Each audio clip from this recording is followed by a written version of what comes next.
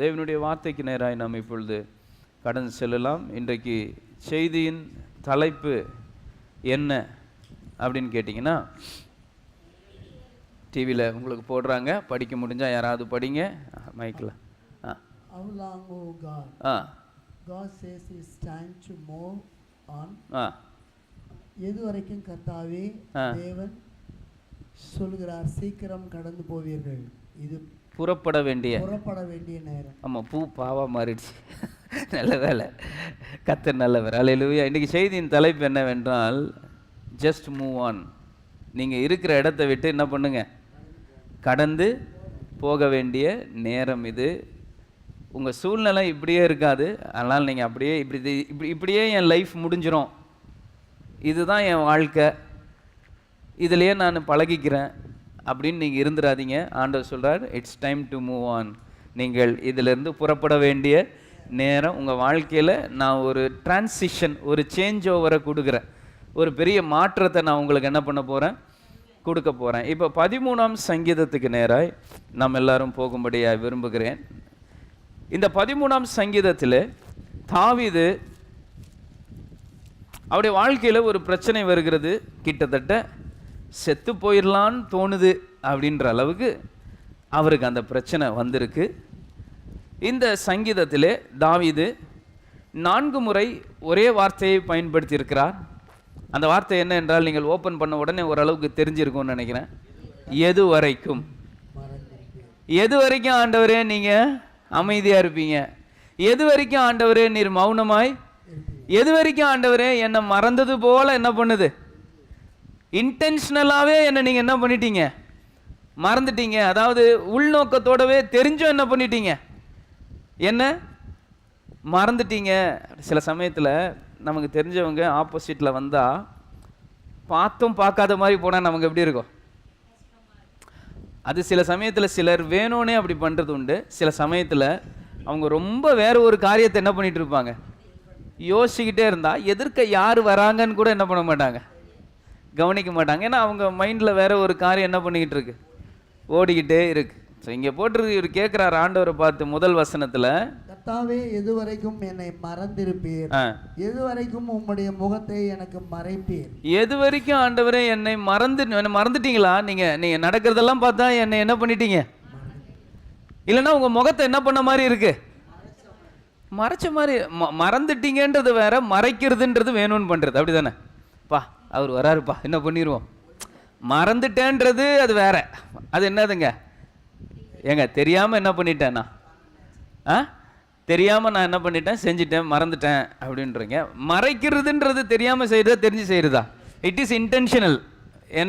என்ன பண்ணிட்டேன், என் ஃபேஸை மறைச்சிக்கிட்டேன். வாசிங்க, என் இருதயத்திலே சஞ்சலத்தை நித்தம் நித்தம் வைத்து, ஆண்டவரே என் இருதயத்தில் நான் கடைசி வரைக்கும் இப்படியே நொந்து நொந்து நொந்து போகணுமா அப்படி கேள்வி கேட்குறாரு ஆண்டவரை பார்த்து. Is asking questions.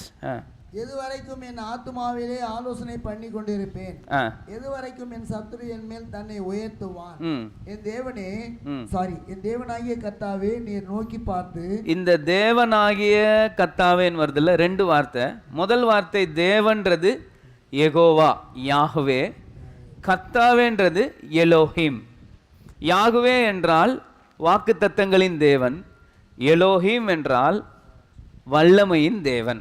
அவர் என்ன ஜெபம் பண்றாரு, வல்லமையான வாக்குத்தத்தங்களை கொடுக்கிற தேவனே அப்படிதான் ஜெபம் பண்றார். காட் ஆஃப் பவர்ஃபுல் ப்ராமிசஸ் அப்படின்னு ஜெபம் பண்றார். தேவனே எனக்கு செவி கொடுத்தருளும், நான் மரண நித்திரை அடையாதபடிக்கு. 2 வார்த்தை யூஸ் பண்றாரு, மரண நித்திரை அடையாதபடிக்கு. இப்படியே போயிட்டு இருந்ததுன்னா நான் என்ன பண்ணிடுவேன், நான் செத்துருவோம் போல இருக்கேன் ஆண்டவரே, நீ எனக்கு இப்படியே போயிட்டு இருக்கேன் என் லைஃபு, என் கண்களை தெளிவாக்கும். அப்படின்னா என்ன அர்த்தம்னா, நீங்கள் என்ன பண்ணுறீங்கன்றது எனக்கு கொஞ்சம் என்ன பண்ணிடுங்க, எனக்கு கொஞ்சம் காமிங்க ஆண்டவரே, எனக்கு ஒன்றுமே தெரிய மாட்டுது, நீங்கள் இருக்கிறீங்களா இல்லையா, இல்லை ஏதாவது பண்ணுவீங்களா பண்ண மாட்டீங்களா, என் கண்ணுக்கு கொஞ்சம் என்ன பண்ணுங்க, தெளிவாக்கும்.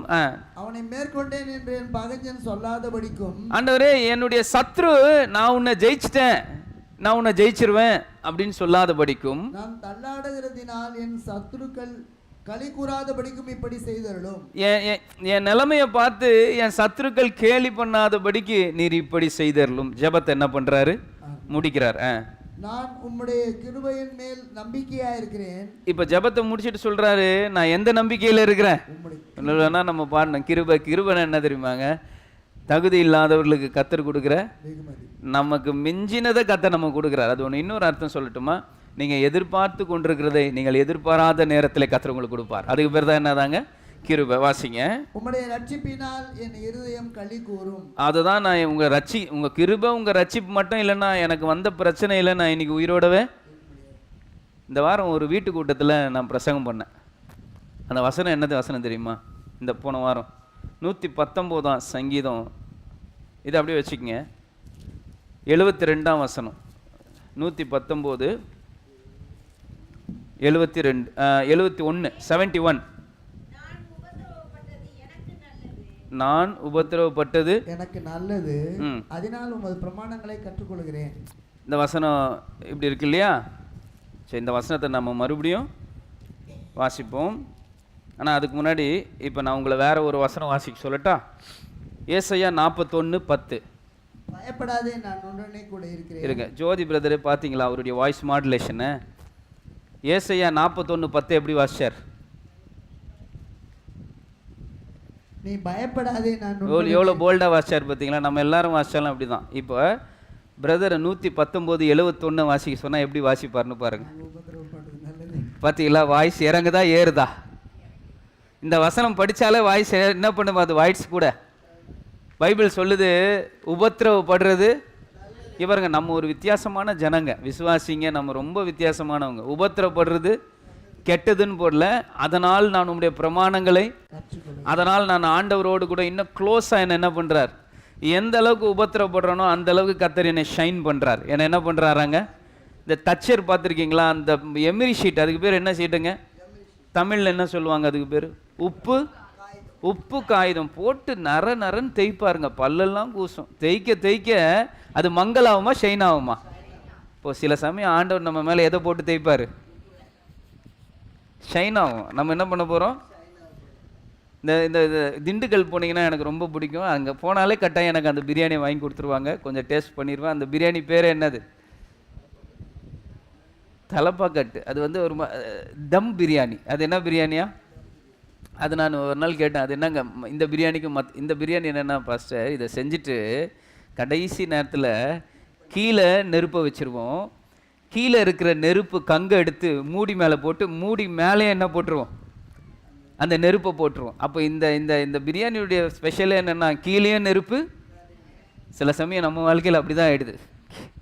நாலா பக்கமாக என்ன ஆகிடும்? ஆனால் பிரியாணி எப்படி இருக்கும்? ரொம்ப டேஸ்ட்டாக இருக்கும். ஸோ இங்கே போட்டிருக்கு பைபிளில் உபத்திரவப்படுறது மனுஷனுக்கு. சரி, இப்போ 13ஆம் அதிகாரத்துக்கு நேராக வந்துருங்க. இவர் நிறைய கேள்வி கேட்டார் ஆண்டவர்கிட்ட. ஆனால் ஃபைனலாக அருமையாக பேசி முடிக்கிறாரு. இந்த 13ஆம் அதிகாரத்தை என்ன சொல்லி முடிக்கிறார் அப்படின்னு கேட்டிங்கன்னா, ஆண்டவரே உண்மை நான் நம்பி இருக்கிறேன், உங்கள் ரட்சிப்பு இருக்கனால தான் நான் என்ன பண்ணுறேன் உயிரோட.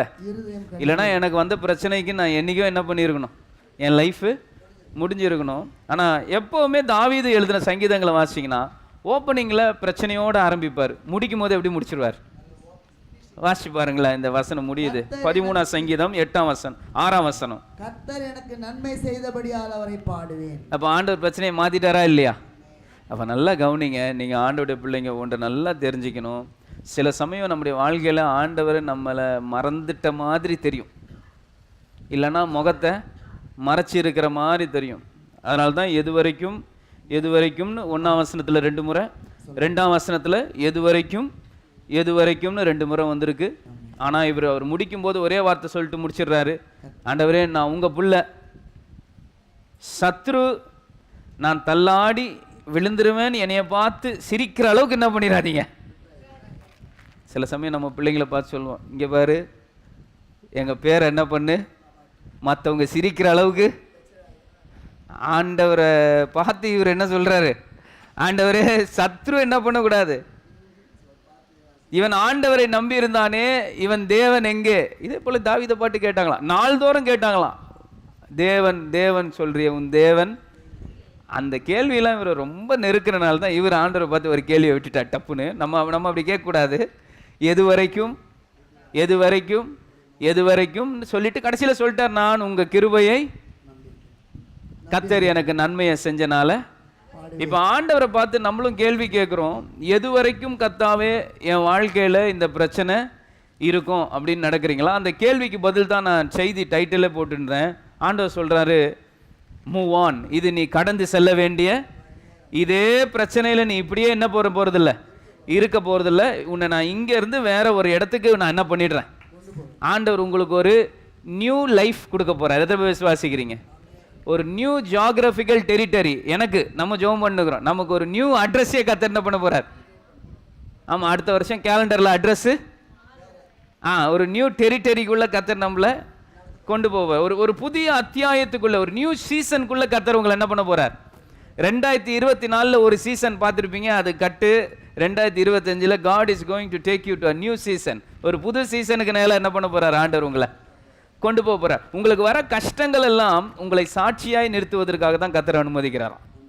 நமக்கு வர வேதனைகள், நமக்கு வர கஷ்டங்கள், நமக்கு வர உபத்திரவங்கள் நம்மை நல்லா உருவாக்கி பொண்ணு போல ஷைன் ஆக்கி விட்டுருமா, கோல்டு மாதிரி என்ன ஆகிருமா, கிளிட்டர் ஆகிருமா.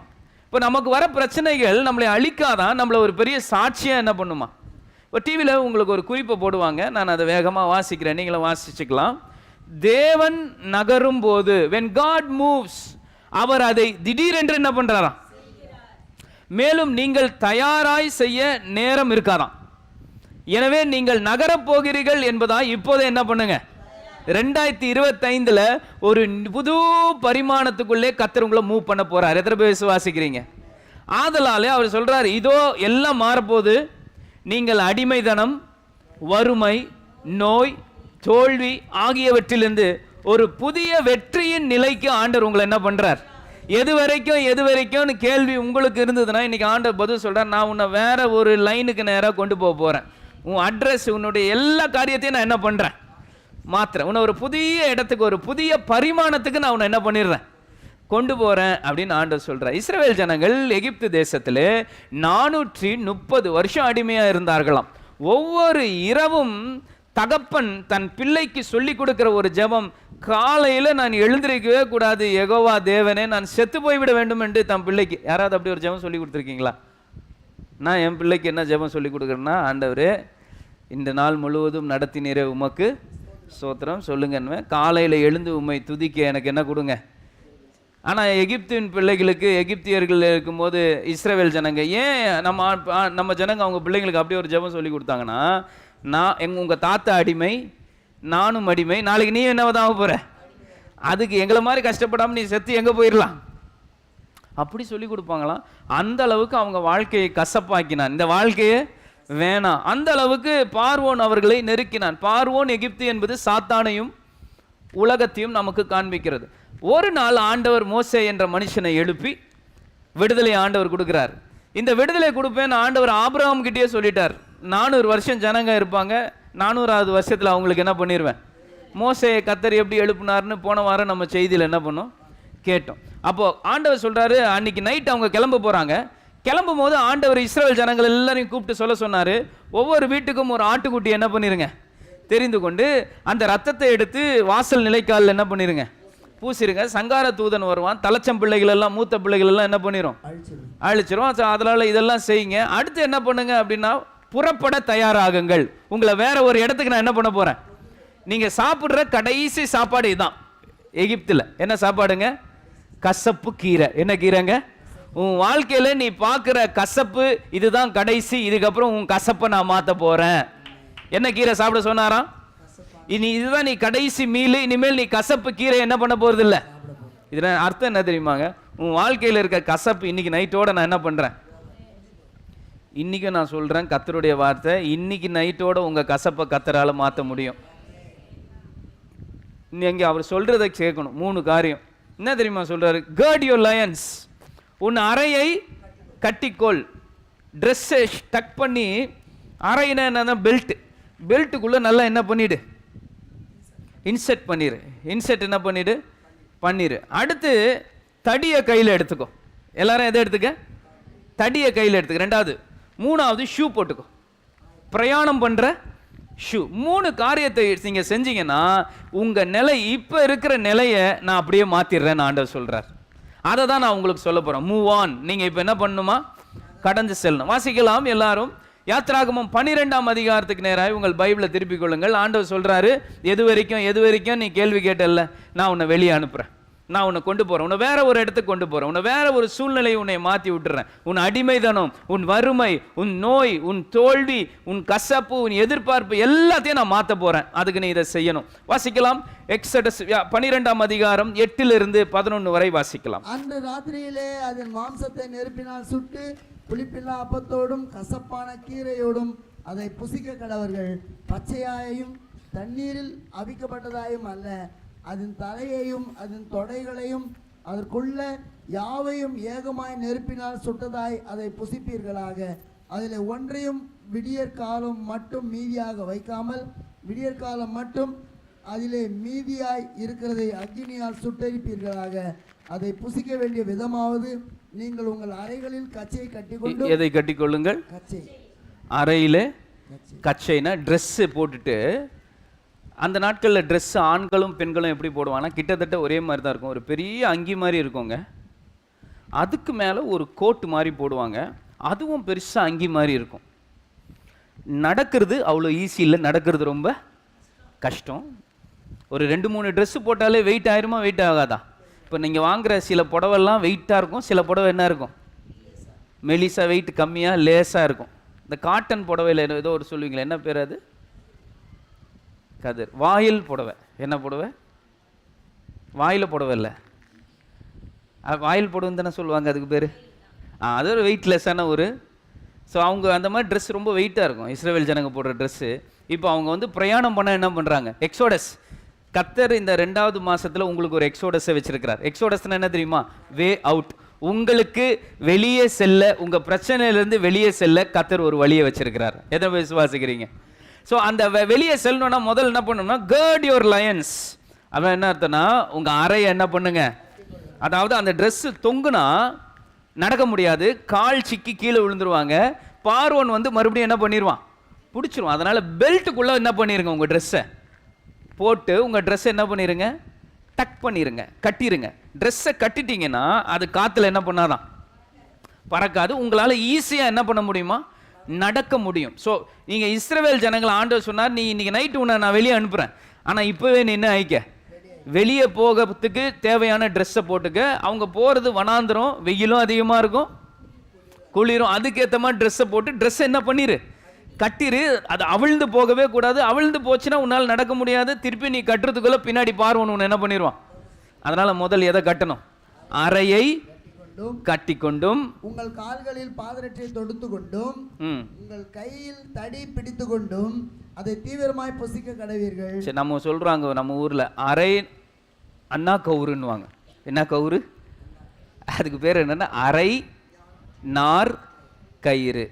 நம்ம உடம்ப பாதிக்கு தமிழ்ல என்ன சொல்றோம், நம்ம உடம்புல பாதி எங்க இருக்கு, அதுக்கு பேர் தான் அரை. அரை நார் கயிறு. அதை நம்ம என்ன வாங்கிட்டோம், பாருங்க, அறையை என்ன பண்ணிக்கொள்ளு, கட்டிக்கொள். கட்டிக்கொண்டு உங்கள் கால்களில் பாதரட்சை தொடுத்து. அடுத்து எது போட்டுக்குங்க, ஸோ பாதரட்சை போடுனா பைபிள் சொல்லுது. பாதரட்சைக்கு என்ன அர்த்தம்னா, எபேசியர் 6ஆம் அதிகாரத்தில் சுவிசேஷம், தேவனுடைய நற்செய்தி. ஆண்டவர் உங்களுக்கு செய்த நன்மைகளை எல்லாம் என்ன பண்ணுங்க, நற்செய்தியா என்ன பண்ணுங்க, அறிவிங்க. ஒரு நாள் ஒருத்தர் புலம்பிக்கிட்டே இருந்தாலாம், எனக்கு இது நடக்கலை, அது நடக்கலை, இது நடக்கலைன்னு. பாஸ்டர் சொன்னாராம், இது வரைக்கும் எதெல்லாம் நடந்ததோ அதெல்லாம் ஒரு பேப்பரில் எழுதுப்பான்னாராம். ஒன்று விடாமல் எழுதுப்பா, போன வருஷம் என்னெல்லாம் நடந்ததோ அதெல்லாம் ஒரு பேப்பரில் எழுதுனாராம். 2-3 பேஜ் வந்துதான். போன வருஷம் எதெல்லாம் நடக்கலையோ அதை எழுதுனாராம். ஒரே ஒரு லைன் தான் வந்துதான். அப்போ சொன்னாராம், எது நிறைய நடந்திருக்குன்னு பார்த்தியா? ஆமாம் பாஸ்டர், இவ்வளோ ஆண்டவர் செஞ்சிருக்காது, நடக்காத ஒரு காரியத்தை குறித்து நான் இன்னும் என்ன பண்ணியிருந்திருக்கேன், இவ்வளோ செஞ்ச தேவன் எனக்கு அதையும் செய்வார், இனிமேல் நான் புலம்பவே மாட்டேன்னார். ஹல்லேலூயா, ஹல்லேலூயா. இப்போ நல்லா கவனிங்க கர்த்தருடைய பிள்ளைகளே. அடுத்து நீங்கள் எதை போட்டுக்கணுமா, ஷூ போடணும், ஸ்லிப்பர். அவங்க போடுற ஸ்லிப்பர் வந்து பார்த்தீங்கன்னா எகிப்தியர்கள், இஸ்ரவேல் ஜனங்கள், அது ரொம்ப கஷ்டம். காஃப் வரைக்கும், அதாவது இந்த காஃப் மசில் வரைக்கும் அந்த ஸ்லிப்பர் ஒரு டேப் மாதிரி வரும், அதை போடுறதே ரொம்ப கஷ்டம். அதனால் ஆண்டவர் சொல்லிட்டு அதை போட்டுக்கிட்டு ரெடியாக இரு, போட்டால் திருப்பியும் கழட்ட என்ன பண்ண முடியாது. ஏன்னா உன்னை நான் இந்த அடிமைத்தன வீட்டிலேருந்து உன்னை வெளியே என்ன பண்ண போகிறேன், ரெடியார். அது பாதரட்சை எதை குறிக்குதுன்னா ரெடினஸ். எதை குறிக்குதுங்க? தயாரில் நான் இருக்கிறேன், நான் போங்க. அடுத்து என்ன சொல்றாரு? எதை எடுத்துக்குங்க? தடி. எதை எடுங்க? கையில் தடியை எடுத்துங்க. இந்த தடி என்பது எதை குறிக்கிறது என்றால் ஆளுகை, அத்தாரிட்டி, பவர். ரெண்டாவது இவங்க மணல்ல என்ன பண்ண போறாங்க? நடக்க போறாங்க. அந்த தடியை குத்தி அதை சப்போர்ட்டா வச்சு என்ன பண்ணலாம்? தடி என்பது எதை குறிக்கிறதுனா God's providence, provision and protection. தேவனுடைய பாதுகாப்பும் தேவனுடைய பராமரிப்பும். உமது கோலும் உமது தடியும் என்னை தேற்றும் ஆறுதல். ரெண்டாவது தடி என்பது என்னன்னா பாதுகாப்பு. ஏதாவது மிருகம் வந்தா ஓங்கி என்ன பண்ணிடலாம்? அவங்க வச்சிருக்க தடியெல்லாம் ரொம்ப எப்படி இருக்கும்? அவங்க சொல்லுவாங்க, இது உண்மையா பொய்யான்னு தெரியல, போலீஸ் லத்தி யூஸ் பண்றாங்கல்ல, லத்தி சார்ஜ். லத்தியில் அடி யாரும் வாங்கினது இல்லைல்ல? சரி, ரைட், நானும் வாங்கினதில்லை லத்தி. அது என்ன, ஒருத்தர் சொன்னார், அதை வந்து சுடுதண்ணியில் ஊற வச்சு காய வைப்பாங்களாம். அது ரொம்ப பயங்கரமாக இருக்கும், அவ்வளோ சீக்கிரம் உடையாது. ஏன்னா அதில் அடித்தா வெளியே காயம் வராதான், உள்ளே என்ன பண்ணுமா? ரத்தம் கட்டிக்குமா. ஒரே அடியில் அடித்தாங்கன்னா என்ன ஆயிருமா? எங்கே அடிக்கிறாங்களோ அங்கே என்ன ஆயிருமா? ரத்தம் கட்டுமா. ஆனால் வெளியில் என்ன பண்ணாதான். அதனால் அது என்ன பண்ணுவாங்களாம், அது ஒரு விசேஷமான, அது ஒரு மூங்கில் பெறம்மா, அது அப்படியே சுடுதண்ணியில் ஊற வச்சு எடுத்து அதை ஒரு மாதிரி ஒரு நிலைக்கு என்ன பண்ணிடுவாங்களாம். ஸோ இந்த கோலம் கிட்டத்தட்ட இதை பாதுகாப்புக்கு பயன்படுத்தும். ஏதாவது மிருகம் வந்துச்சுன்னா ஓங்கி என்ன பண்ணிடுவாங்க பாருங்க. எல்லார் கையில் என்ன இருக்கும்? கோல். அந்த ட்ரெஸ்ஸு பார்த்தீங்கன்னா அப்படி தான் இருக்கும். உள்ள ஒரு ட்ரெஸ்ஸு, வெளியே ஒரு ட்ரெஸ்ஸு, நடுவில் ஒரு அறையை என்ன பண்ணியிருக்காங்க அவங்க கட்டியிருக்கிறாங்க. ஷால் மாதிரிலாம் என்ன பண்ணுவாங்க அவங்க ஆண்களும் போட்டுட்ருப்பாங்க. இது எதை குறிக்கிறதுனா தடி என்பது நான் இப்போ சொல்ல போகிறேன். அறை கட்டுதல் என்பது எதையும் நான் உங்களுக்கு சொல்ல போகிறேன். பாதரட்சி. இதை மூணும் போட்டுக்கிட்டா கர்த்தர் இப்போ இருக்கிற உங்கள் அட்ரஸே மாற்றி வேற ஒரு புது அட்ரஸ்க்கு உங்களை கொண்டு வர வைக்க போகிறார். அந்த அடிமை தனத்திலேருந்து கர்த்தர் வெளியே கொண்டு வருவார். அந்த பிசாசினுடைய கட்டிலிருந்து கர்த்தர் உங்களை என்ன பண்ணிடுவார். இந்த 3 காரியத்தை நான் வேகமாக உங்களோடு கூட இப்போது நான் பேசும்படியாக விரும்புகிறேன். இது நீங்கள் நகர வேண்டிய நேரம். என்ன நேரமா இது பாருங்க. இதே மாதிரி ஒரு வசனம் இருக்கு. ஆண்டவர் சொன்னார், மூவ் பண்ணு, வெளியே என்ன பண்ணிரு, புறப்பட்டு போ, நான் உன்னை புறப்பட பண்ண போகிறேன். நீ என்ன பிரச்சனையில இருந்தியோ அந்த பிரச்சனையில இருந்து இந்த 2025 நான் மாறி உன்னை என்ன பண்ணி விட்டுறேன், புறப்படுறேன். இதே மாதிரி ஒரு வசனம் இன்னொரு இடத்துல கூட நான் படித்தேன். இதுவும் அதே மாதிரி ஒரே அதிகாரத்தில் வருது. இப்போ நம்ம படித்தோம் இல்லையா, அப்போ யாத்ராகமம் 12:8. இப்போ பார்த்தீங்கன்னா அப்போஸ்தலர் 12:8 இப்படி தான் வருது. அது வந்து பார்த்தீங்கன்னா ரொம்ப ஆவியானவர் அழகாக கோத்து வச்சிருக்கிறார். அதுவும் 12:8, இதுவும். இப்போ வந்து ஜெயிலில் இருக்கிறார் யாரு? பிரதான அப்போஸ்தலன் பேதுரு. என்ன நடக்குது பாருங்க 12:8. தூதன் அவனை நோக்கி, உன் அறையை கட்டி உன் பாதரட்சையை தொடுத்துக்கொள் என்றான். உன் அறையை கட்டிக்க அப்படின்ற. உன் அறையை கட்டிட்டு எங்கே போயிரு? ஆமாம், என்னுடைய சிறைச்சாலையிலேருந்து உன்னை நான் என்ன பண்ண போகிறேன்? 2024 சிறைச்சாலை போல ஒரு பெரிய நரகத்தில் நான் என்ன பண்ணிட்டு, ஒரு பெரிய சிறைச்சாலையில் மாட்டிக்கிட்டேன். கர்த்தர் சொல்கிறா, மூவ் ஆன், நான் உன்னை என்ன பண்ணுறேன், வெளியே கொண்டு வரேன். வாசிங்க. தொடுத்துக்கொள். அவன் அந்தபடியே செய்தான். தூதன் பின்னும் அவனை நோக்கி, உன் வஸ்திரத்தை போர்த்துக்கொண்டு என் பின்னே வா என்றான். மூவ் ஆன் என்ன சொல்றாருங்க? கவனிங்க. எது வரைக்கும் ஆண்டவர் எனக்கு இந்த பிரச்சனை, ஆண்டவர் இன்னைக்கு உங்க காலையில் உங்களை பார்த்து பேசுறாரு, நான் சொல்ற மாதிரி நீ செய், உன்னை இந்த பிரச்சனையிலேருந்து நான் வெளியே கொண்டு வரேன். Move on. நீ வெளியே என்ன பண்ணிடலாம், வந்துடலாம். உன்னுடைய வறுமை, உன் வேதனை, உன் அவமானம், உன் நோய், உன் தோல்வி, இது எல்லாத்துலேருந்து உன்னை நான் வெளியே என்ன பண்ணுறேன், உனக்கு ஒரு புது அட்ரஸே கொடுக்குறேன். நியூ லெவலில் உன்னை ஆபிரகாமுக்கு கொடுக்க ஆண்டவர் தான் சொன்னார், உன் தகப்பன் வீடு, உன் இனம், ஜனம் எல்லாத்தையும் விட்டுட்டு வெளியே வா, உனக்கு ஒரு புது அட்ரஸை நான் என்ன பண்ணுறேன். எனக்கு இந்த பிரசங்கம் எனக்கு ரொம்ப பிரயோஜனமாக இருந்தது. நான் ஒரு புது அட்ரஸ்க்காக என்ன பண்ணிக்கிட்டு இருக்கிறேன், ஜெபம் பண்ணிகிட்டு இருக்கிறேன். கர்த்தர் உங்களுக்கும் செய்வார் நான் விசுவாசிக்கிறேன். அல்லேலூயா. ஸோ அறையை கட்டிக்கொள் என்றால் என்ன அறை? உண்மையாகவே அது அந்த இதை பற்றி தான் சொல்லுதா, பெல்ட்டை பற்றி தான். 1 பேதுரு 1:13. அது என்ன அறைன்றதை கொஞ்சம் கவனிங்களா. 1 பேதுரு 1:13. ஆகையால் நீங்கள் உங்கள் மனதின் அறையை கட்டிக்கொண்டு. என்ன அறையா? இப்போ புரிஞ்சிச்சு அது என்ன அறைன்னு சொல்லுங்களேன். நம் அலைப்பாயுதே மனசு என்ன பண்ணு, கண்ணான்றாதீங்க. மனசு என்ன ஆகுது, ரவுண்ட். அதாவது இரு மனம் உள்ளவன் தன் வழிகளில் ஏதோ ஆண்டவர் சொன்னா ஆண்டவர் சொல்றதை செய்யுங்க, இல்ல வேற ஏதாவது செய்யணும்னா அதுல போயிருங்க. 2 மனசு இருந்தா நம்ம லைஃப் எப்படி ஆயிடுமா, மதிலிடைந்த பாலான பட்டணத்துக்கு இடிக்கப்பட்ட ஒரு வீடு மாதிரி நம்ம வீடு என்ன பண்ணிடுமா. 2 மனசு வேண்டாம். அதனால தான் அங்கே பேதுரு சொல்றாரு அனுபவத்தில், உன் மனதின் அறையை கட்டிக்கொண்டு தெளிந்த புத்தி உள்ளவர்களாய் இருந்து இயேசு கிறிஸ்து வெளிப்படும் போது உங்களுக்கு அளிக்கப்படும் கிருபையின் மேல் பூரண நம்பிக்கை உள்ளவர்களாய் இருங்க. எப்படிப்பட்ட நம்பிக்கை உள்ளவங்களா இருங்க? பூரண நம்பிக்கை. அப்போ அறையை கட்டுவது என்பது இன்னைக்கு உங்களை ரொம்ப போட்டு டிஸ்டர்ப் பண்ணிட்டு இருக்கிறது இதுதான். சிலர்லாம் பார்த்தீங்கன்னா ஒரு காரியத்தை யோசிச்சுட்டு நம்ம ஊரில் சொல்லலாம் ரைட்டில் இண்டிகேட்டர் போட்டு லெஃப்டில் போயிட்டு திருப்பியும் யூ டர்ன் அடிச்சுட்டு செவுத்தில் முட்டிட்டு வரலாம். அப்படி இல்லை. நம்ம எங்கே போகிறோன்றது நமக்கு முன்னாடியே என்ன பண்ணணும். நடந்த ஒரு சம்பவத்தை சொல்கிறேன் கவனிங்க.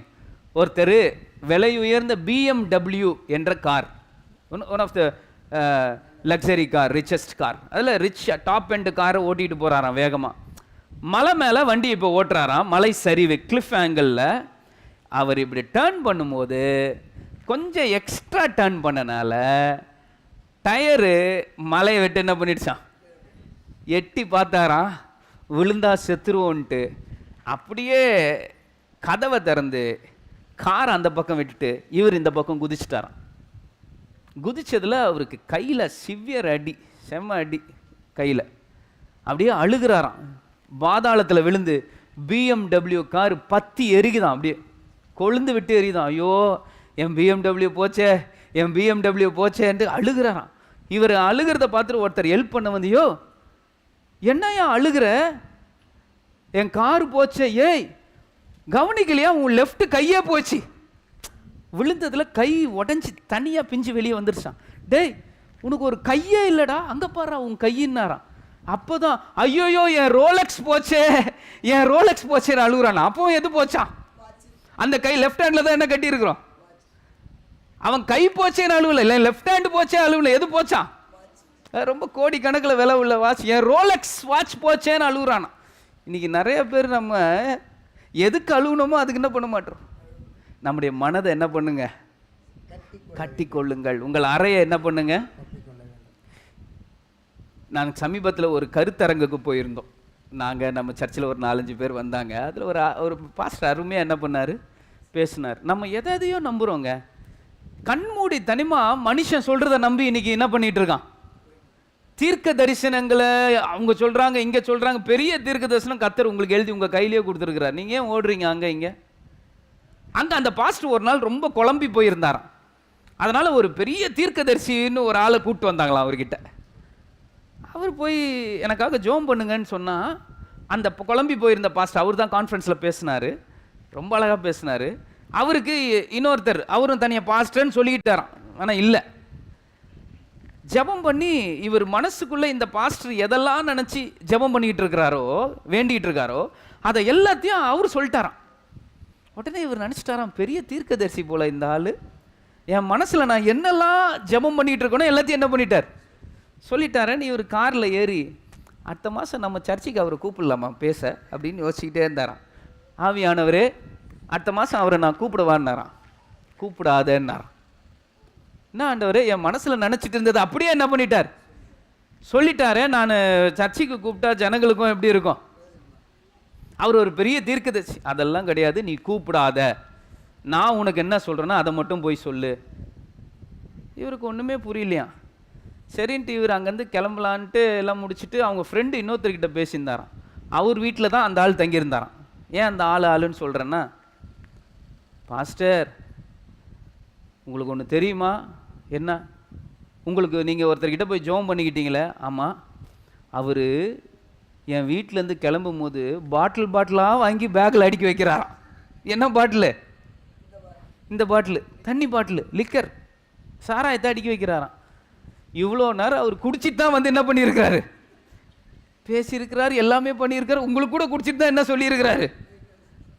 இதை நான் இவ்வளோ நாள் கண்டுபிடிக்கல. அவர் போகிற நேரத்தில் ரொம்ப குடிச்சிட்டாரு, அதை வச்சு தான் நான் கண்டுபிடிச்சேன், அவர் துரத்திட்டேன் அப்படின்னாராம். அப்போ ஆவியானவர் சொன்னாராம், அவர் அப்படியே சொன்னார், கவனிங்க, ஓடாத கடிகாரம் இருக்குல்ல, என்னதுங்க, ஓடாத கடிகாரம் கூட ஒரு நாளைக்கு 2 முறை கரெக்டாக டைம் சொல்லுமா. புரியல, சரி புரிஞ்சிருச்சா. ஓடாத கடிகாரம் கூட ஒரு நாளைக்கு 2 முறை டைம் சொல்லுமா. இப்போ மணி 2 மணியில் டைம் நின்றுச்சின்னு வச்சிங்களேன், மதியம் 2 மணியும் 2 தான், அதிகாலை 2 மணியும் 2 தான். அப்போ ஓடாத கடிகாரம் கூட என்ன சொல்லும்? அதனால யார் என்ன சொன்னாலும் நம்பி போயிடாதீங்க. நீங்க நம்ப வேண்டியது கர்த்தருடைய வார்த்தை மட்டுமே. சத்தியம் என்னும் கச்சை. பைபிள் என்ன போட்டிருக்குங்க? இந்த அறை என்பது எதை குறிக்கிறது நமக்கு? உங்க வாழ்க்கையில நீங்க இப்ப இருக்கிற சூழ்நிலையிலிருந்து, பிரச்சனையிலிருந்து வெளியே வரணும்னா எது வரைக்கும் என்ற கேள்விக்கு பதில் உங்கள் அறையை தேவனுடைய வார்த்தையினாலே கட்டிக்கொள்ளுங்கள். உங்க அறை எதை கட்டிங்க? சிஸ்டர் என்ன பண்ணிட்டாங்க, திடீர்னு முந்தா நேற்று நைட் இந்த 2 பசங்க கொடுக்குற தொல்லையில் ரேம்போ மாதிரி அப்படியே சண்டைக்கு போகிற மாதிரி ஒன்று கட்டின்னு வந்துட்டாங்க தலையில். என்ன தலையில் தலை வலிக்குதுங்க, அதனால் என்ன கட்டிக்கிட்டேன். பாருங்க, உங்கள் அறையை என்ன பண்ணுங்க, தேவனுடைய வார்த்தையினால் கட்டினீங்கன்னா உங்கள் வாழ்க்கையில் இப்போ இருக்கிற பிரச்சனையிலிருந்து வெளியே வரலாம். உங்கள் எல்லா கேள்விகளுக்கும் கர்த்தர் பதில் தந்துடுவார். ஆமென். சத்தியம் என்ன சொல்லுது? உங்களை நான் விடுதலை ஆக்குவேன், உனக்கு நான் சொன்னதை நிச்சயம் என்ன பண்ணுவேன், செய்வேன். அப்போ அறையை கட்டுவது என்பது எதை குறிக்கிறது? உங்கள் பழைய காரியத்தெல்லாம் தூக்கி போட்டு நோக்கம் எதில் வைக்கணுமோ. கையே போயிடுச்சு, ஆனால் ரோலக்ஸ்க்காக என்ன பண்ணிக்கிட்டு இருக்கான்? கை இருந்தால் தானே ரோலக்ஸ் கட்ட முடியும். இப்போ உனக்கு கையே. எனக்கு அருமையானவர்களே, அதை இதை நம்பி போகாதீங்க. ஓடாத கிளாக் கூட என்ன சொல்லுமா? 2 தடவை கரெக்டாக என்ன பண்ணுமா? டைம் சொல்லுமா? உங்களுக்கு ஆண்டவர் கொடுத்துருக்கிறார். உங்கள் லைஃபு என்னவா நீங்கள் ஆக போகிறீங்க, என்னவா இருப்பீங்க, நீங்கள் எத்தனை வருஷம் இந்த உலகத்தில் உயிர் வாழ போகிறீங்க, எல்லாத்தையும் இதில் எழுதி வச்சுட்டார். உங்கள் மாதங்களின் தொகை எழுதப்பட்டிருக்குதுன்னு சங்கீதத்தில் போட்டிருக்கு. இன்னாரிடத்திலே இவ்வளோ நாள் தான் இருப்பான்றதை கர்த்தர் என்ன பண்ணியிருக்கிறாராம். அதை மீறி எதுவுமே நடக்க போகிறது. அப்போ உங்கள் வாழ்க்கையில் இருக்க பிரச்சனையிலேருந்து you have to move on. கர்த்தர் உங்களை வேற ஒரு இடத்துக்கு நான் உன்னை கொண்டு போகிறேன், உன்னுடைய எல்லா ஸ்டேட்டஸ் எல்லாத்தையும் நான் மாற்றி விட போகிறேன், ரெடியாரு. அதுக்கு முதல் ரெடினஸ் என்னன்னா, உன் அறையை கட்டிக்கொள். உங்கள் சிந்தை என்ற அறையை என்ன பண்ணுங்க, மனதின் அறையை கட்டி தெளிந்த புத்தி உள்ளவர்களாய் தேவனுடைய வார்த்தை வாக்கு தத்தங்கள் மேல நம்பிக்கை வைத்து இந்த வார்த்தையை கட்டி கொண்டு நடந்து போங்க. உங்களுடைய இப்போ இருக்கிற சூழ்நிலையை கர்த்தர் அப்படியே மாற்றுவார். ஹல்லேலூயா. ஒரு புது அட்ரஸ்ல, ஒரு புது இடத்துல கர்த்தர் உங்களை கொண்டு போய் உங்களை ஆசீர்வதிக்க போகிறார். இரண்டாவதாக நீங்க செய்ய வேண்டிய காரியம் என்ன அப்படின்னு கேட்டீங்கன்னா, அதை ஃபர்ஸ்ட் குறிப்பை போடுங்க தம்பி, நான் வாசிடுறேன். டிவியில் வரும், நீங்க வாசிங்க. நகர வேண்டிய நேரம் இது. நீங்கள் எதிர்பாராத ஒரு வெற்றியின் வருடத்திற்கு கர்த்தர் உங்களை என்ன பண்றாராம், தயாராய் கொண்டு போறார். நீங்க எதிர்பார்க்கலாம், உங்களை வேற லெவலுக்கு ஆண்டவர் கொண்டு போறன்றாரு. ஒரு புதிய சீசன் உங்க வாழ்க்கையில் என்ன பண்ண போகுது சொல்லுங்க. New season is coming. கர்த்தர் எனக்கு ஒரு, அது என்ன, நீங்க எப்படிப்பட்ட சீசன் தெரியுமா? வருஷந்தோறும் கனி தரக்கூடிய மரம். நீங்க நம்ம காலந்தோறும் இல்லை, அதாவது சில பழம்லாம் எப்போ தான் கிடைக்கும், சில பழம்லாம் எப்போ கிடைக்கும், எப்போவுமே வாழைப்பழம் எப்போவுமே கிடைக்கும்ன்றார் பிரதர். சீசனே கிடையாது அதுக்கு. கர்த்தர் உங்களை அப்படி தான் வாசியிருக்கிறார். இலை உதிராது இருக்கிற மரத்தை பாருங்க. ஒரு புது சீசன், ஒரு புதிய பிரதேசம், அதிசய பிரதேசம், ஒரு புதிய நிலைக்கு கர்த்தர் உங்களை கடந்து செல்கிறார். இந்த சீசனில் உங்கள் குறைகள் சுமைகள் எல்லாம் தூக்கி எரியுங்கள். அவ்வளோதாங்க. கர்த்தருடைய வார்த்தையை எடுத்து உங்கள் சிந்தையில் கட்டிக்கிட்டு பேசிக்கிட்டே இருங்க. என் தேவன், நம்ம பாட்டு பாடுவோம், என் தேவன் எனக்காய் ஏதாகிலும் என்ன செய்வான்னு தெரியாது, ஆனால் ஏதாவது ஒன்று ஆண்டவர் உங்களுக்கு என்ன பண்ணுவார், என்றாகிலும் என்னை. ரெண்டாவது என்னன்னா, கோலை கையில் எடுத்துக்கங்க. எதை கையில் எடுங்க? கோல் என்பது நான் ஏற்கனவே சொல்லிட்டேன், அதிகாரம், பாதுகாப்பு, ப்ரொவிஷன், சப்போர்ட். மணலில் நடந்து போக போகிறாங்கல்ல, மணல் புயல் அடிக்குமா, ஒன்றும் பண்ண மாட்டாங்களாம். அந்த கோலை மண்ணில் சுருகி இறுக்கமா அதை பிடிச்சி அது மேலே சாஞ்சிப்பாங்களாம். மணல் புயல் போகிற வரைக்கும் அந்த கோலை அவங்கள என்ன பண்ணுமா, சப்போர்ட். ஆண்டவர் சொல்கிறாரு, நீ புறப்படு, நான் உன்னை சப்போர்ட் பண்ணுறேன், நான் உன் தேவைகளை சந்திக்கிறேன். என்ன நம்பி நீ ஃபஸ்ட்டு ஸ்டெப்பை என்ன பண்ணு பாருங்க. முதல் ஸ்டெப்பை எடுத்து வச்சாதான் எரிகோ விழும். ஃபஸ்ட்டு ஸ்டெப்பை எடுத்து வச்சாதான் யோர்தான் பின்னாடியே என்ன பண்ணும். ஸோ இந்த கோலும் தடியும் எண்ணெய். கோல் என்பது எதை குறிக்கிறது? இயேசு கிறிஸ்து கூட சொல்லும்போது எதையுமே எடுக்காத கோலை மட்டும் எடுன்றார். பார்த்தீங்களா நீங்கள் அந்த வசனம்? மார்க் 6ஆம் அதிகாரம் 8ஆம் வசனம். இயேசு தன் சீஷர்கள் இடத்துல சொல்லும்போது கோல் அந்த வார்த்தையை யூஸ் பண்றார். வாசிங்க.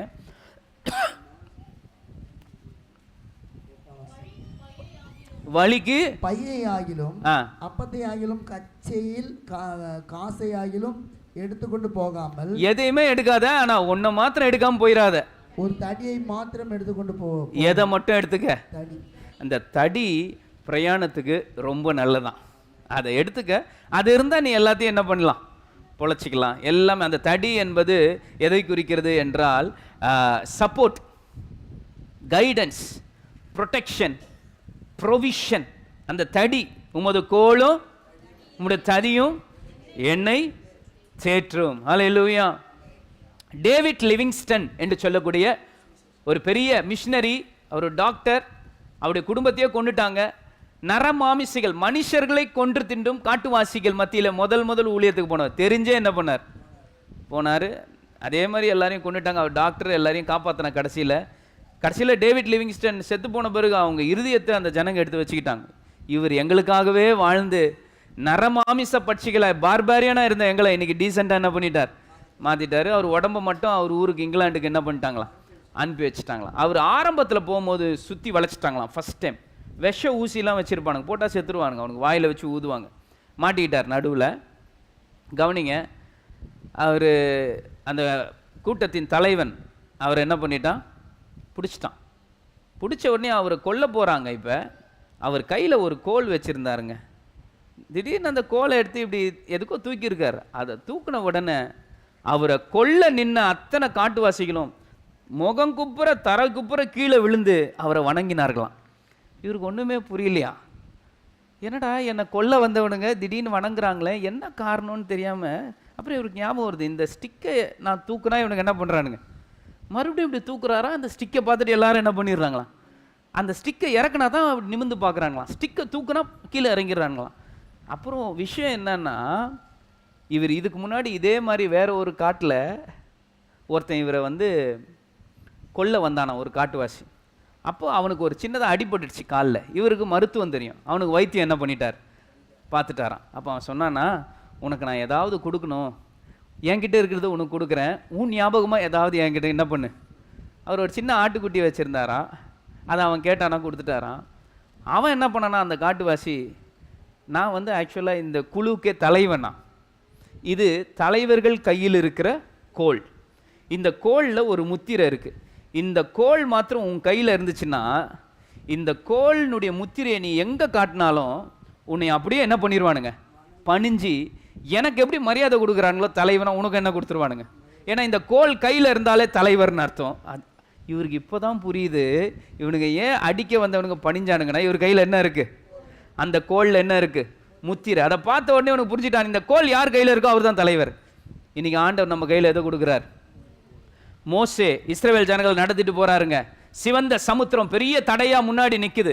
மோசே எதை தூக்கி காட்டினார், இந்த கோலை காட்டணும்னு சிவந்த சமுத்திரம்.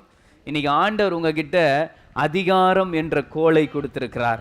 இந்த கோலுக்கு அர்த்தம் என்னன்றதை இப்ப நான் சொல்லட்டுமா, வாசிக்கலாம். ரோமர் 5:2 கோலுக்கு அர்த்தம் என்ன அப்படின்றத நான் உங்களுக்கு சொல்றேன். ரோமர் 5:2 அவர் மூலமாய் நாம் இந்த கிருபையில் பிரவேசிக்கும் ஸ்லாக்கியத்தை விசுவாசத்தினால் பெற்று நிலை கொண்டிருந்து, விசுவாசத்தினால் பெற்று நிலை கொண்டுன்ற வார்த்தைக்கு ஆங்கில வேதாகமத்தில் ஸ்டாண்ட் ஃபர்ம் என்ன போட்டிருக்குங்க, ஸ்டாண்ட் ஃபர்ம். விசுவாசம் என்ற கோலை நீங்க பிடிச்சீங்கன்னா நீங்க எழுந்து நிமிர்ந்து தைரியமா நிக்கலாம். ஹல்லேலூயா. உங்க வாழ்க்கையில நீங்க நிலை பெறணும்னா, உங்க காரியம் சித்தி பெறணும், சக்சஸ் ஆகணும்னா, நீங்க இப்ப இருக்கிற பிரச்சனையில இருந்து ஆண்டவர் உன்னை நான் வெளியே கூட்டு போறேன், பண்ணி வா, வெளியே மூவ் பண்ணு, இதுலயே இருக்காத, உன் லைஃப் இப்படியே முடிய போறது இல்லை, வெளியே வா, தடியை எடுத்துக்கொள்ன்றார். இந்த தடிக்கு பேர் என்னன்னா விசுவாசம். இந்த தடிக்கு பேர் என்னங்க, நீங்க எதை விசுவாசிக்கணும், என் தேவன் எனக்காக செய்வார். ஹல்லேலூயா. உங்க வாழ்க்கையில இப்ப இருக்கிற பிரச்சனையில இருந்து உங்களை வெளியே கொண்டு வர ஆண்டவர் ரெடி பண்றாரு உங்களை. இந்த வருஷம் முதல் அறையை அடுத்து கையில எடுத்துக்குங்க. இந்த விசுவாசம் என்ற கோல் உங்க கையில இருக்கிற வரைக்கும் பிசாசு ஒன்றும் செய்ய முடியாதுங்க. எபேசியர் 6 வீட்டில் போய் விசுவாசம் என்னும் கேடயத்தை எல்லாவற்றுக்கும் மேலாக உயர்த்தி, எப்படி பிடிக்கணுமா, உயர்த்தி பிடிங்க. இந்த கோல் உங்களை வழி நடத்தும். விசுவாசத்தினால் நீதிமான் பிழைப்பான். இந்த விசுவாசம் இருந்துச்சுன்னா உங்கள் வாழ்க்கையில் இந்த வருஷம் நீங்கள் எதெல்லாம் உங்களை ஒரு மாதிரி ஒரு குறிப்பிட்ட எல்லைக்குள்ளே வச்சு உங்களை டிப்ரெஸ் ஆக்கி இருந்ததோ, ஆண்டு சொல்ல மூவ் ஆன், உன்னை நான் வெளியே கொண்டு வர போகிறேன். இது நீ வெளியே வர வேண்டிய உன் பிரச்சனையிலேருந்து உன்னை வெளியே கொண்டு வரேன். எதை எடுத்துக்க கையில், விசுவாசத்தில் என்ன பண்ணிக்கிட்டே இருங்க, பேசிக்கிட்டே இருங்க, என் தேவன் எனக்கு செய்வார். ஹல்லேலூயா. இந்த வியாழக்கிழமை பிரசங்கம் பண்ண நான், கர்த்தர் பார்த்து கொள்வார். யார் என்னப்பா பண்ண போற, நம்மளை சுற்றி இருக்கவன் நம்மளை உசுப்பேத்தி தான் விடுவான், பயம் காட்டிக்கிட்டே இருப்பான். இப்படி ஆயிடுச்சே இப்படி ஆயிடுச்சே, என்ன பண்ண போற, ஒரே வார்த்தையில் முடிச்சுட்டு வந்துடணும். கர்த்தர் பார்த்து கொள்வார், அவர் எனக்காக யாவையும். ஸோ இந்த கோல் என்பது எதை குறிக்கிறது? உங்கள் எதிர்கால வெற்றியை நோக்கி நகருங்கள். எதை நோக்கி நகரணுமா? செகண்ட் பாயிண்ட், உங்கள் எதிர்காலம். நீங்கள் முன்னேறி போயிட்டே இருங்க. இந்த விசுவாசம் என்ன கோலை மட்டும் என்ன பண்ணிக்கங்க, இது இருக்கிற வரைக்கும் ஒருவனும் ஒரு தீங்கும் உங்களுக்கு செய்யவே முடியாது. கடைசியாக ஆண்டவர் சொன்ன காரியம் என்ன? உன்னுடைய பாதரட்சையை. பாதரட்சை போட்டாலே என்ன அர்த்தம்னா, ஒரு ஆள் மூவ் பண்றாருன்னு அர்த்தம். என்ன பண்ண போறாராம்? இது வரைக்கும் நீங்க முன்னேறி போகக்கூடாதபடி ஒரு குறிப்பிட்ட பிரச்சனையிலே மாட்டிக்கொண்டிருந்தீர்களே, அந்த பிரச்சனையிலிருந்து கர்த்தர் உங்களை வெளியே கொண்டு வரார். எத்தனை பேர் விசுவாசிக்கிறீங்க? ஹல்லேலூயா. அதற்கு தான் அந்த ஷூவை போட சொல்றார். ஷூ என்பது எதை குறிக்கிறது? முன்னேற்றம், மூவ் ஆன். அதை போட்டால் தான் என்ன பண்ண முடியும், உங்களால் நடக்கவே முடியும். ஸோ ஆண்டவர் கொடுக்க போகிற ஷூ என்ன ஷூனா, எல்லா சீசனுக்கும் இந்த ஷூ என்ன பண்ணும்? லெதர் ஷூவை மலையில் போடுவீங்களா? மழை சீசனில் என்ன ஷூ போடுவீங்க? என்ன ஸ்லிப்பர் போடுவீங்க? நான் ரப்பர் ஸ்லிப்பர் போடுவேன். என்ன ஸ்லிப்பர்? மழை சீசனில் யாராவது லெதர் ஸ்லிப்பர் போட்டு போவோமா? நம்ம போட்டு போட என்ன ஆகும்? கிழிஞ்சிரும். லெதர் வந்து பாக்டீரியா வந்து தொடர்ந்து போட்டிங்கன்னா உங்கள் காலை புண்ணாக்கி விட்டுரும். அது நான் ஆண்டவர் சொல்கிறாரு, நீ அது எடுத்து போய் தான் போட்டுக்க. இந்த 2025க்குள்ளே வந்திருக்கிற கர்த்தருடைய பிள்ளைகளே, எதுவரைக்கும் உங்களுக்கு கேள்வி இருந்ததுன்னா ஆண்டவர் சொல்கிறாரு, சீக்கிரம் இதை கடந்து போவீர்கள், நீங்கள் வெளியே வாங்க. நீங்கள் வெளியே போகிறதுக்கு தான் ஆண்டவர் சொன்னார், உன் அறையை, என்ன அர்த்தம்னு சொல்லிட்டேன், மனதின் அறையை சத்தியத்தினாலே கட்டுங்கள். ரெண்டாவது கோல், என்ன கோல்னு சொல்லிட்டேன், விசுவாசம் என்ற கோல். அதை எடுத்தீங்கன்னா பிசாசு அதை பார்த்தாலே என்ன பண்ணிடுவான். மூன்றாவது ஆயத்தம் என்ற ஷூ. கர்த்தர் என்ன வேறு இடத்துக்கு என்ன பண்ண போறார் சொல்லுங்க? கர்த்தர், நான் விசுவாசிக்கிறேன், கர்த்தர் நம்மளை வேற இடத்துக்கு என்ன பண்ண போறார்? கர்த்தர் இப்ப இருக்க பிரச்சனையில நீங்க அப்படியே மூழ்கி போவதில்லை, கர்த்தர் அதுல இருந்து உங்களை வெளியே என்ன பண்ண போறார்? அதுக்கு தான் அந்த ஷூ என்ன பண்ண போறார். கடைசி பாயிண்ட் பாருங்க, there is more to a story. இன்னும் புதிய அத்தியாயம் உண்டு. இதோட உங்க பிசாசு என்ன சொல்றான்? உங்க கதை நீங்க சொல்லுங்க, கர்த்தர் எனக்கு ஒரு புது கதையை வச்சிருக்கிறார். இந்த ஃபுல் ஸ்டாப்னு சொல்றாங்க, பார்த்துருக்கீங்களா? முற்றுப்புள்ளி. புள்ளி வச்சா என்ன அர்த்தம்? இந்த உலகம் புள்ளி வச்சு உங்களை அனுப்பியிருக்கலாம், முடிஞ்சிருச்சுன்னு. ஆண்டவர்கிட்ட வாங்க, அந்த புள்ளியை அப்படியே கீழே ஒரு சுளிக்கிறார். அப்படின்னா என்ன அர்த்தம்? கமானா என்ன அர்த்தம்? இன்னும் முடியல, தொடரும். ஒருவேளை முடிஞ்சிருச்சுன்னு உட்காந்துட்டு இருக்காதீங்க. கடைசி வரைக்கும் என் லைஃபு இப்படியே தான், இவ்வளோதான் உட்காராதீங்க. கர்த்தர் சொல்கிறா, மூவ் ஆன், நம்ம புறப்பட வேண்டிய. பேதுருவை பார்த்து அந்த தேவதூதன் சொன்னார், அறையை கட்டிக்கொள், புறப்படு. சீஷர்களை பார்த்து ஆண்டவர் சொன்னார், எதையுமே எடுக்காத, எதை மட்டும் எடுத்துரு, நான் பார்த்துக்கிறேன். ஹல்லேலூயா. 2025 எது வரைக்கும் என்ற கேள்விக்கு ஒரு பதில் இன்னைக்கு ஆண்டவர் உங்களுக்கு கொடுத்துருக்கிறாரு. நீங்கள் புறப்பட வேண்டிய நேரம். நீங்கள் எப்படி புறப்படணும்னு ஆண்டவர் சொல்லியிருக்கேன். உங்கள் அறையை, உங்கள் தடியை எடுத்துக்கொள்ளும், உங்கள் பாதரட்சையை. எனக்கு ரொம்ப அழகாக இருக்கும், டைம் இல்லை, வீட்டில் போய் வாசிங்க. 12ஆம் அதிகாரம் யாத்திராகமத்தில், இதுதான் நீங்கள் சாப்பிட்ற கடைசி மீல். எகிப்தில் நீங்கள் சாப்பிட்ற கடைசி கசப்பு கீரை, அந்த கசப்பு கீரை உங்கள் வாழ்க்கையில் இனிமேல் என்ன பண்ண போகிறதில்ல. எல்லாரும் அப்படியே கண்களை மூடி ஆண்டவரை நோக்கி. சங்கீதக்காரன் தாவீது 4 முறை கேட்டார், ஆண்டவரை எது வரைக்கும் நீர் மறந்திருப்பீர்? எது வரைக்கும் உம்முடைய முகத்தை மறைத்திருப்பீர்? சத்ரு என்னை பார்த்து கேலி செய்கிற ஆண்டவரே, நீர் எது வரைக்கும் பார்த்துக்கிட்டு இருப்பீர்? சத்ரு என்னை அழிக்க நினைக்கிற ஆண்டவரே, நான் மரண நித்திரை அடைய போகிறேன், நீர் எது வரைக்கும்? பாருங்க, இந்த வார்த்தை வந்துகிட்டே இருக்கு, எது வரைக்கும்.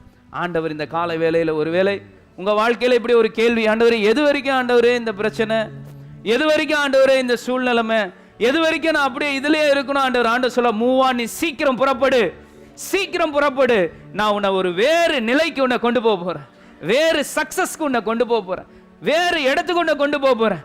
உன் அறையை கட்டிக்கொள். உங்க மனசை போட்டு குழப்பிக்கிட்டு இருக்க அந்த காரியத்துல தேவன் உங்களுக்கு கொடுத்த வாக்குத்தத்தத்தை சொல்லி ஜெபம் பண்ணிக்கிட்டே இருங்க.